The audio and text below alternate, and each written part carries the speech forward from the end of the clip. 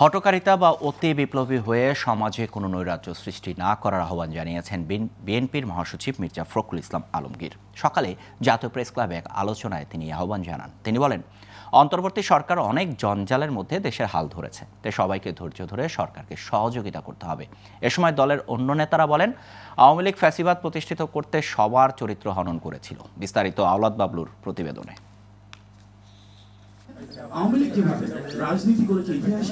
আওয়ামী লীগ রাজনীতিতে দলীয়করণের উদাহরণ তৈরি করেছে, কিন্তু বিএনপির প্রতিশ্রুতি দেশ গড়া হবে জিয়াউর রহমানের আদর্শে। এমন সব আলোচনায় মঙ্গলবার জাতীয় প্রেস ক্লাবে উদযাপিত হয় জিয়া স্মৃতি পাঠাগারের 12তম প্রতিষ্ঠাবার্ষিকী।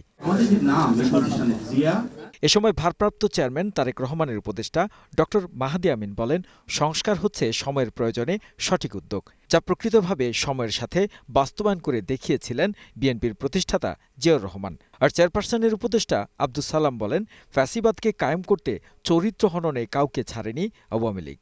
আমাদের রাজনীতিবিদ থেকে শুরু করে শিক্ষানকে বলি, সাংবাদিক বলি, পেশাজীবী বলি, এমনকি মসজিদের ইমাম পর্যন্ত বলি, সবার চরিত্র হনন করা হয়েছে। বাস্তবতা হচ্ছে সংস্কার সেটাই যেটা সময়ের প্রয়োজনে, সময়ের দাবিতে, গণমানুষের আকাঙ্ক্ষার প্রতিফলনের মাধ্যমে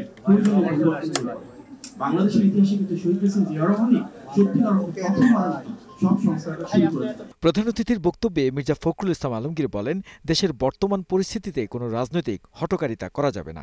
অতি বিপ্লবী হয়ে সমাজে নৈরাজ্য সৃষ্টি করে এমন কিছুও করা ঠিক নয়। আমাদের এখানে এখন যে অস্থিরতা বিরাজ করছে, এই অস্থিরতা থেকে যদি আমরা নিয়ন্ত্রণ করতে চাই, তাকে যদি কন্টেইন করতে চাই, আমাদেরকে ধৈর্য ধরে পা ফেলতে হবে। এমন কিছু আমরা করব না যেখানে আমরা আরো নৈরাজ্যের সৃষ্টি করে আরো বিপদ আমরা যেন ডেকে না আনি। দেশের বর্তমান পরিস্থিতিতে সবাইকে ধৈর্য ধারণ করার আহ্বান জানিয়ে তিনি জানান, ন্যূনতম সংস্কারের পরে দ্রুত নির্বাচন হলে সব সমস্যা দূর হবে। নির্বাচনটার কথা এই জন্যই তাড়াতাড়ি বলি যে নির্বাচনটা হলে এই সমস্যাগুলো চলে যাবে। এখানে আপনার একটা নির্বাচিত সরকার, সে একটা পিপুলস ম্যান্ডেট নিয়ে বসবে। এরা তো এখন বসতে পারেনি, ওদের মধ্যে সেই যে কনফিডেন্স, সেই কনফিডেন্সটা নাই। আওলাদ বাবলু, গ্লোবাল টেলিভিশন, ঢাকা।